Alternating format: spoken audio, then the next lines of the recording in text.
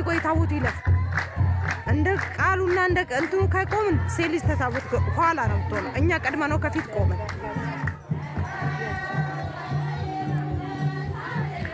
ሰላምን መስለኝ